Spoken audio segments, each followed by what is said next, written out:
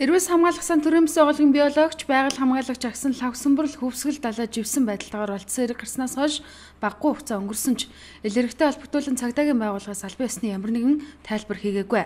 Тэгвэл цагдаагийн эрхийн газрын хэвлэл мэдээллийн төвийн дарга Баатар хүү биологч залуу амиа алдсан хэрэг цагдаагийн байгууллага онцгой анхаарч мөрдөн байцаалтай ажиллагааг өргөн хүрээнд явуулж байгаа хэмээн мэдэгдлээ.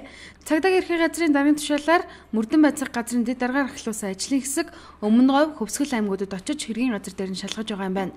Өөрөөр хэлбэл талигаач амьд байхдаа хэд хэдэн удаагийн хатлагад өртөж Өмнө Говь аймгийн цагдаагийн газарт гомдол гаргасан ч гомдлыг хилцэх бүрэлдэхүүн өгөж үзэн хэрэгсэхгүй болгож байсан тухай талигаач арга ирэх мэдээлсээр байгаа. Иймээс удахгүй цагдаагийн эрхийн газар улсын прокурорын эрхийн газраас зөвшөөрөл авч талигаач лавсанбарлалтай холбоотой эрүүгийн иргэн талаар олон нийтэд мэдээлэл ихээр төлөвлөжээ. Өмнөх бүх гомдлууд, бүх шалгалтууд мөрдөн байцаалтай ажиллагаа явагдаж байна. Цагдаагийн мөрдөн байцаах газрын дэд даргаар ахлуулсан ажлын хэсэг орон нутагт ажиллаж байна. Одоо бас мөн томилогдсон бас мөрдөгчнөр одоо эргэн төлөөлөгч мөрдөн байцаагч нар Өмнө Говь, Хөвсгөл аймагууд ажиллаж байгаа.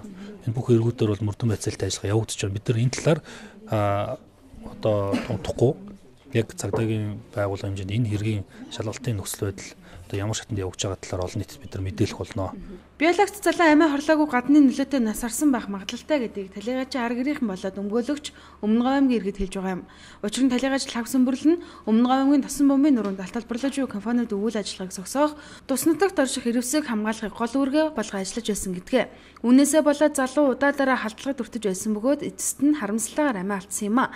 Энэ хэргийг Хөвсгөл аймгийн цагдаагийн хэлтэс шалгаад амиа орлох сэтлэр үлдсэн буюу эрүүгийн хуулийн 95 дугаар зүйл ангиар хэрэг үүсгэсэн ч мөрдөн байцаалтын явцад амиа хорлоход хүргэсэн эзэн холбогдогч олдохгүй бол уг хэргийг хаах магадлалтай байгаа талаар хохирогч талын өмгөөлөгч Баасан дорж хэвлэлт өгсөн ярилцлагадаа дурдсан байсан юм а.